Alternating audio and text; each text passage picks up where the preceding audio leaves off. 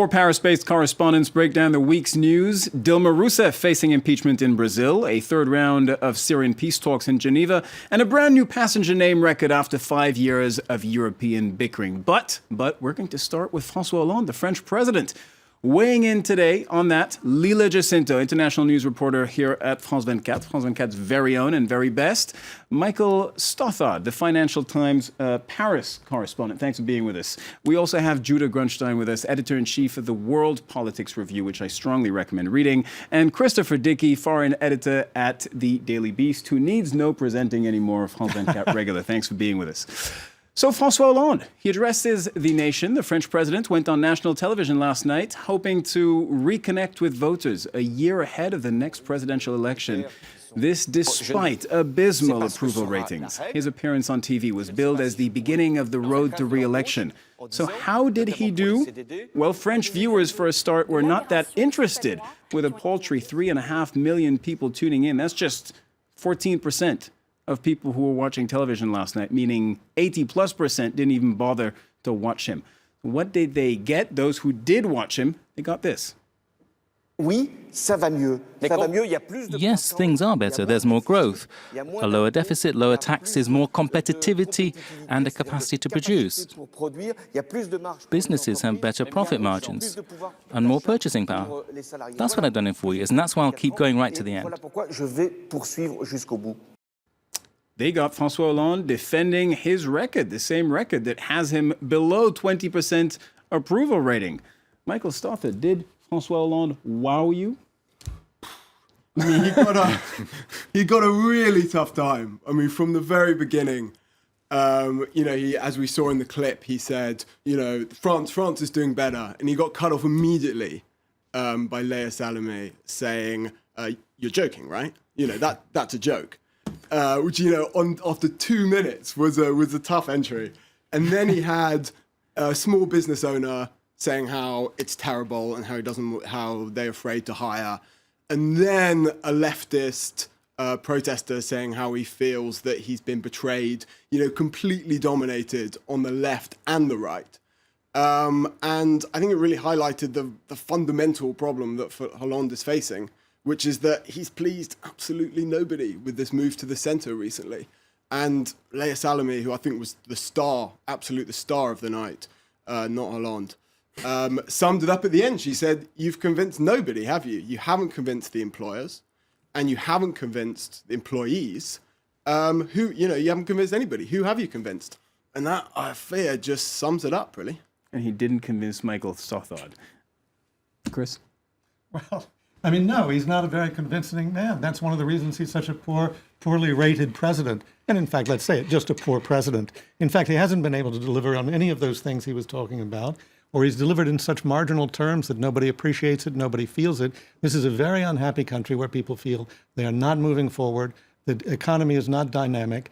They're at sea now in a Europe that's being reorganized, more or less despite them, almost without them to some extent. And they just don't feel that François Hollande, or for that matter, the political class, is capable of changing things. I had a guest on this debate last night when we were doing a debate before the show, a political operative, a former advisor to the former French President Nicolas Sarkozy. He was saying the only thing that could potentially possibly work for François Hollande right now is to do something dramatic. Really break the rhythm of his communication and his politics, apologize for what he's done over the last 4 years, and promise that he's going to change everything over the next year. Something dramatic. And he didn't do that. It's just not, that's not the political animal that he is. It's like asking Sarkozy to be calmer and more consensual. And this goes back to when he was Secretary General of the Socialist Party.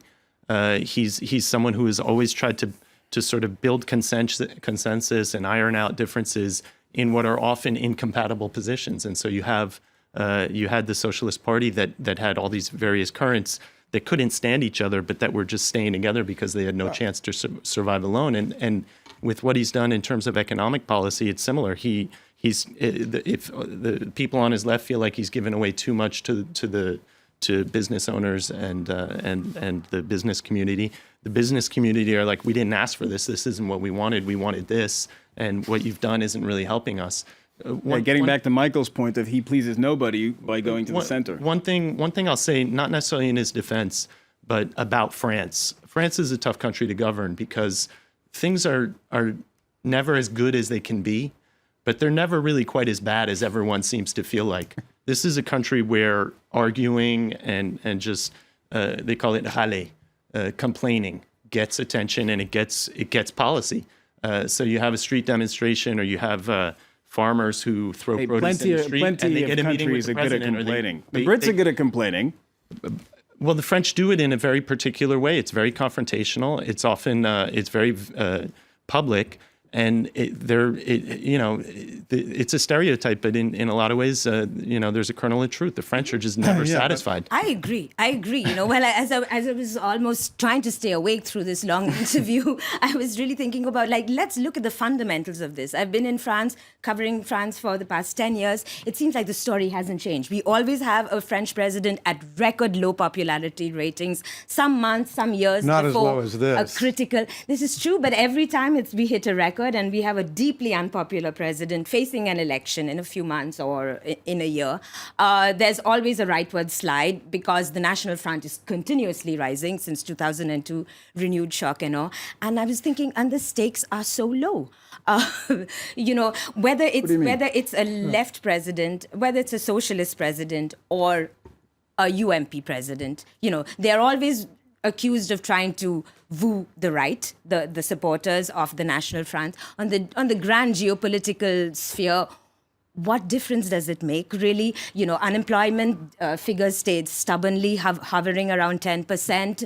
Growth is slackish. Every president tries to, reform something, faces protests, and then waters it down. Yeah, but there's a peculiar thing about Hollande. He really does seem to be a man who has a lot of trouble making decisions. He's the kind of guy who basically lets things go along and percolate and then waits until there's some sort of crisis and then sort of moves around it. I mean, not to get too personal, but look at the way he handled his love life.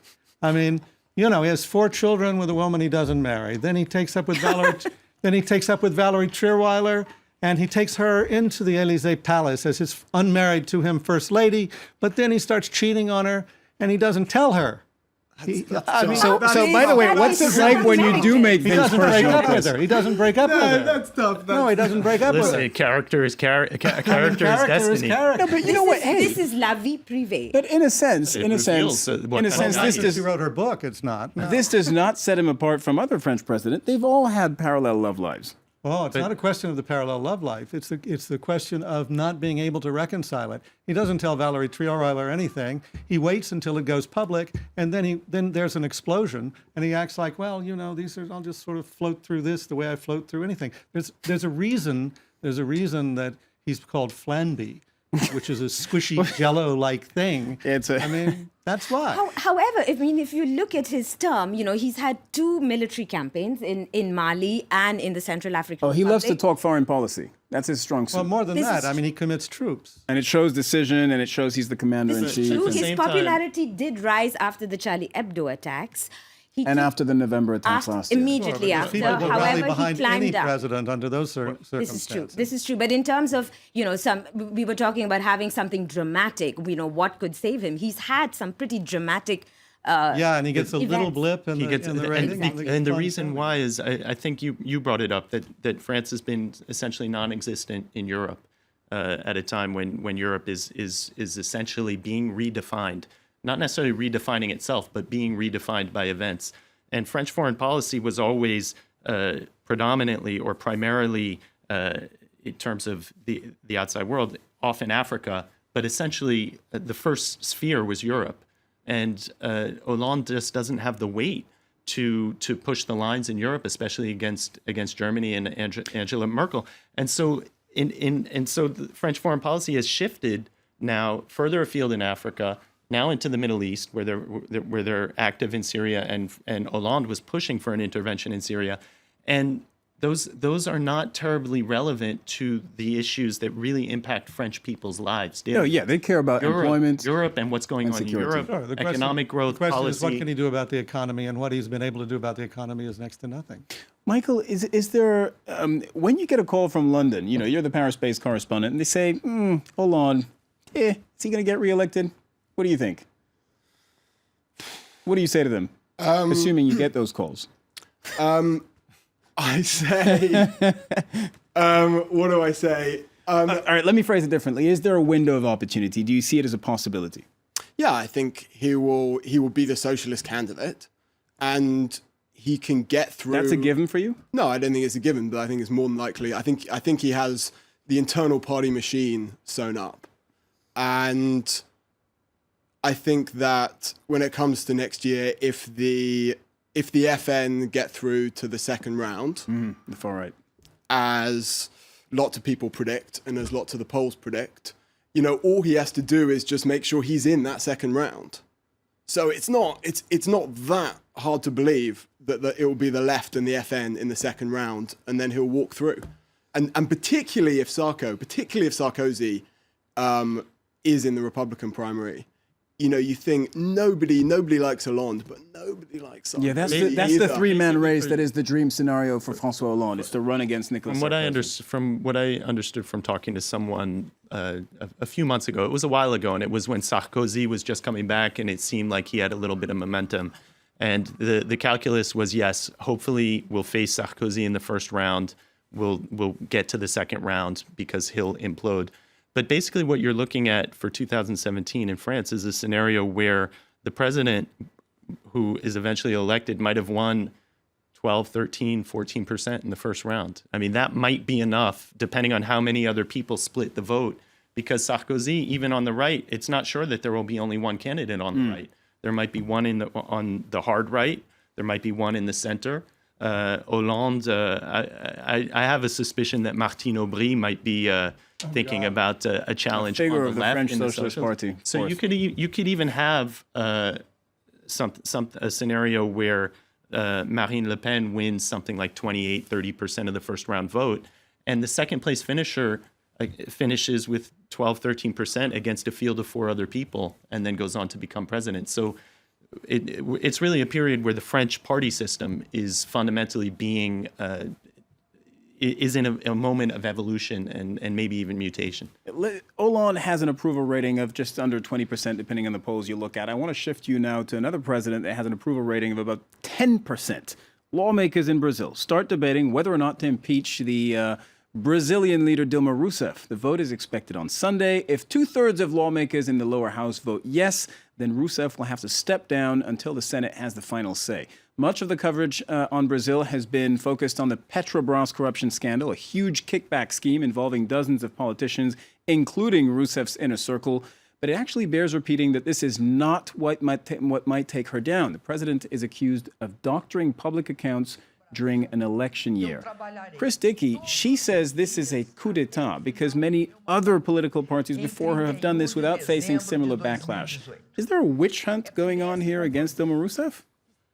Well, I do think it's worth remembering that the other big corruption investigations that are going on are not what they're trying to nail her with. She's not part of the Petrobras scandal. She's not part of the particular problem that Lula has been facing, although she tried to protect him by bringing him into the government. And the question of, did she kind of juggle the books before an election? You know, if she says a lot of other politicians have done that, I would say she's exactly right. I think there are very few that haven't done that. Oh, it's not her saying it. It's just coverage on Brazil that states that, well, you know, this is a lot of people are saying that it's not an electioneering. extraordinary thing. But this is what happens when you have a president who just becomes, for a lot of reasons, very unpopular. I mean, is it her fault that Brazil's economy, which was so promising a few years ago, is now taking a nosedive? Well, partially her fault. A lot of it beyond her control. But she's being held responsible, and people want to get rid of her. It's part of this whole pattern in countries where the economy sucks of throwing the rascals out. And they have the legal and constitutional means to do it in Brazil, and they're going to try and do it. I would say, you know, some of the leftists in Brazil would definitely, feel there's some element of a witch hunt in this. They point that a lot of the media is owned by the families, as they're called in Brazil, you know, right-wing putting an agenda. What's extremely interesting is that, you know, the vice president who would take over from her, Michel Temer, her former political ally. Exactly, or even the speaker, Eduardo Cunha. Yes, I mean, it's a rogues gallery of people all caught up in a corruption scandal. So, you know, what is the vision on this? You know, Dilma steps down, and then we have a vice president who, you know, leaked his political ambitions into the press. The vice president of the Senate was named He was in the just sending it Panama via Papers. WhatsApp. He just pressed the wrong button. Leaked. There was an incredible poll, which was that 70% of Brazilians thought that the president should be impeached, but then 68% thought the vice president should be impeached as well. And he's the one who's tipped to take over. Yeah, if that's she ever right. And has he's to the one who's stand tipped to take over, which the markets love. You know, the Brazilian real has been climbing. The idea that he might take over. He has this kind of goodie bag of pro-market reforms. So everyone on the business side is incredibly happy. But he's tainted with the same brush, and that people think he should be impeached as well. So The thing is, there's something like there you see him, by the way, Dilma Rousseff and Michel Temer, her vice president, who just defected from the government coalition just a couple of weeks ago. Judah. The thing is, there's something like 2/3 of the Brazilian legislature that is under investigation for corruption. And if you remember back to Rousseff's first term, I think within the first 9 months that she was in office, she had to replace something like 8 or 9 government ministers, cabinet members, because of corruption. And at the time, it was almost like Teflon. There kept being someone from the government accused of corruption. She'd fire him, and her ratings didn't go down. Nothing stuck. The difference now is that at the time, Brazil was flowing, cash was flowing into Brazil because of oil sales, resource sales. China was buying things. The economy was burning up to the point where they had to put capital controls to keep capital out, and to keep inflation under check. And now the difference is that China's demand has gone down. The oil market, the oil prices have gone down.